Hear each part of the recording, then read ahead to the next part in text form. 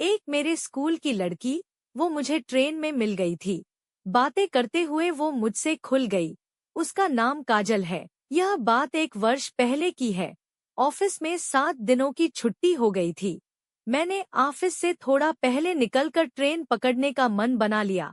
Station पर पहुंचते ही कानपुर जाने वाली ट्रेन में मैं बैठ गया। तभी बगल की सीट पर एक लड़की ने आकर अपना सामान रखते हुए मुझसे पूछा, आपके साथ कोई और तो नहीं? मैंने ना में सर हिलाया और अपना सामान एडजस्ट किया। थोड़े ही समय में ट्रेन ने सीटी मारी और आगे चल पड़ी। वह लड़की एक किताब हाथ में लेकर कुछ पढ़ रही थी। मैं भी उसकी तरफ देखने लगा। अचानक से उसने पूछा, आप कहाँ जा रहे हैं? तो मैंने बताया कि मैं कानपुर जा रहा हूँ। उसने भी बताया कि वह भी कानपुर ही जा रही है। कुछ ही देर में बात करने में लगा कि शायद हम एक दूसरे को जानते हैं। वह मेरे ही कॉलेज की एक शर्मीली सी दिखने वाली लड़की काजल निकली। मैंने उससे कहा, तुम तो 6 साल में एकदम बदल गई हो। उसने भी कहा, तुम भी तो एकदम पहचान में नहीं आ रहे हो। बातें करते हुए ही दोनों मिलकर एक ही पैकेट से चिप्स खा रहे थे। अचानक दोनों के हाथ पैकेट के अंदर एक बार मिल गए।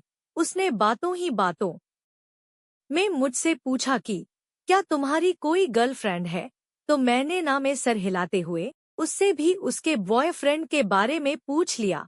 थोड़ी सी मायूस होकर उसने जवाब दिया कि वह एक लड़के को वह पसंद करती थी और उससे कई बार बताया भी, मगर उस लड़के की कई गर्लफ्रेंड होने की वजह से वह बाद में उससे दूर हो गई।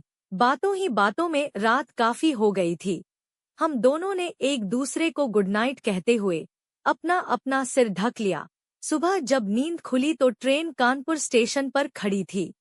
हम दोनों जल्दी जल्दी अपना सामान उठाकर बाहर निकल पड़े। स्टेशन पर ही उसने मेरा नंबर लेते हुए कहा कि उसके पापा उसको स्टेशन लेने आए हैं और बाद में फोन करने की बात कहकर वह बाहर निकल गई। मैं भी घर पहुंच गया।